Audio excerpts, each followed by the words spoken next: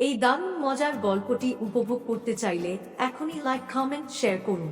আজ আমার ভাইয়ের বিয়ে। আব্বু আম্মু আগেই কনের বাড়ি চলে গেছে, এখন আমাদেরও যেতে হবে। আমি গাড়ি চালাচ্ছি, পাশে ভাইয়া বসে আছে আর পেছনে ওর বন্ধুরা হাসি ঠাট্টায় মেতে আছে। হঠাৎ পেছন থেকে একজন বলে উঠল, আচ্ছা মেহেদি, একটা কথা বলতো, তোর বিয়ে হচ্ছে নাকি তোর ভাইয়ের? আমার বিয়ে?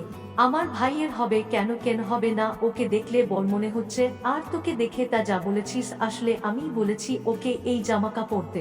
ভুল করেছিস, যদি ভুল করে ওর সাথেই বিয়েটা দিয়ে দেয় তাহলে তুই শেষ। হা হা হা, আমিও তাই চাই। জানিস যার সাথে আমার বিয়ে হবে সে আর কেউ নয়, আমার ছোটবেলার খেলার সাথী ও। আচ্ছা তাহলে ভাবিকে গিয়ে বলি যে তুই এটা বলছিস, সালা তোরা আমাকে মার খাওয়াবি।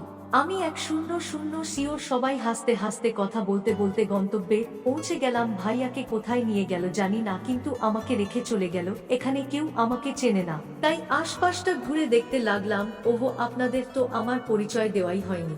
আমি অভি। এবার থেকে গল্পে নীলা থাকবে না, নায়িকা হবে সুমনা। আমি সদ্য ভার্সিটিতে উঠেছি আর ভাইয়া ভার্সিটি শেষ করে ভালো একটা চাকরিতে ঢুকেছে। যদিও ওর চাকরি করার দরকার নেই, কারণ আব্বুর অনেক টাকা আছে, কিন্তু ভাইয়া নিজের পায়ে দাঁড়াতে চায়। আর আমি একটু আরামপ্রিয়, আব্বুর কোম্পানিতেই কাজ করব। প্রথম দেখা ধাক্কা। আমি এদিক ওদিক হাঁটছি, তখনই একটা মেয়ের সাথে ধাক্কা খেলাম। দেখে চলতে পারেন না? আপনার চোখ নেই নাকি? আমার না হয় চোখ নেই, আপনার তো আছে, আপনি দেখে চললেই পারতেন। আচ্ছা আপনি কে? আমাদের অতিথি তালিকায় তো আপনার নাম নেই। পাশ থেকে ওর বান্ধবী বল, ওই তুই ওসব কি বলছিস? ওর জামাকাপড় দেখে মনে হচ্ছে ও বর। কি মেয়েটা অবাক হয়ে আমার চারপাশ ভালো করে দেখলো, তারপর লজ্জিত হয়ে বলল, সরি, ক্ষমা করে দিন প্লিজ। আমার বাবা মাকে এই ব্যাপারে কিছু বলবেন না। আপনি কে? চিনলাম না তো। আমি আপনার শালী। মানে হচ্ছে আমার আপুর সাথেই আপনার বিয়ে হবে, সুতরাং আপনি আমার দুলাভাই। আমি একটু দুষ্টুমি করার জন্য বললাম, আচ্ছা আপনার নাম্বারটা দেওয়া যাবে কেন? এখানে তো কিছু চিনি না। দরকার হলে আপনাকেই খুঁজতে হবে, তাই না? ওহ, ঠিক কথা বলেছেন, তাহলে লিখুন। নাম্বারটা মোবাইলে সেভ করলাম, তারপর বললাম, আচ্ছা একটা কথা বলার ছিল। রাগ করবেন না তা না বলেন। আসলে আমি বর নই।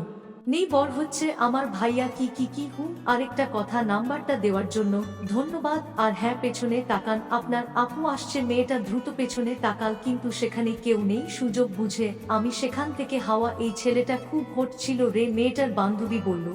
হট না ছাই, যা বলিস। ছেলেটা হেব্বি ছিল। আচ্ছা তুই, তোকে নাম্বার দিলি, ও তোকে ফোন দিলে আমি ফোনই ধরবো না। ঠিক তখনই আমি কল দিলাম। হ্যালো, কে বলছেন? কে আবার? তোমার হবু বর। এটা আমার নাম্বার, ওহি নামে সেভ করে রেখো।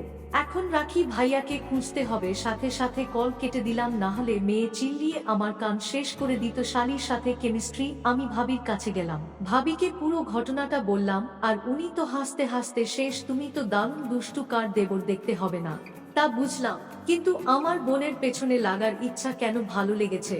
তোমার বোনটাও তোমার মতোই কিউট। ভাবি হেসে বলল, আচ্ছা যা ভাইয়াকে খুঁজে নে। আমি ভাইয়ার কাছে গেলাম, দেখি সুমনাও সেখানে। ভাইয়া বলল, ওহি তুই কোথায় ছিলি? এই দেখ, এটা তোর শালী। হ্যাঁ, ওর সাথে দেখা হয়ে গেছে আমার। ও আচ্ছা, ভালো। আমি খেয়াল করলাম সুমনা আমার দিকেই নজর রাখছে। আমার এক বন্ধু বলল, দোস্ত তুই একটা বড় কাজ করে ফেলেছিস, তোর দিকে একটা মেয়ে নজর রাখছে। পিছনে তাকাবো না, বুঝে ফেলবে। কে রে? তোর ভাবির বোন। ওহো, তাহলে ওটাও ভাবি। আমি বললাম, একটা কাজ করবি, বল কি করতে হবে?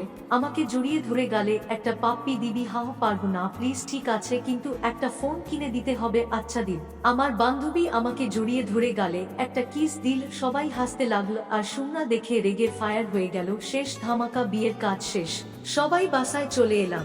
আমি ছাদে গিয়ে একটা বিড়ি ধরালাম। ভাইয়া এসে বলল, এই কি করছিস? টানছি। একটা দে। এক টান দিয়ে ভাইয়া বলল, তুই জানলি কেমন করে? ভাবি আমাকে ডাকছে। এই যে ভাবির মেসেজে লেখা, ওই গাধাটাকে পাঠিয়ে দাও। ভাইয়া দৌড়ে ভাবির কাছে গেল, ঠিক তখনই বিপদ। সুমনা এসে হাজির। আমি তো অবাক, আমার বাসায় কেন? আমি কিছু বলার আগেই সে বলল, এইবার তুমি শেষ। পরবর্তী পর্বে ভিডিও ভালো লাগলে অবশ্যই লাইক সাবস্ক্রাইব করুন, আর পরবর্তী পর্ব মিস না করতে বেল আইকন প্রেস করতে ভুলবেন না। সবাই ভালো থাকবেন।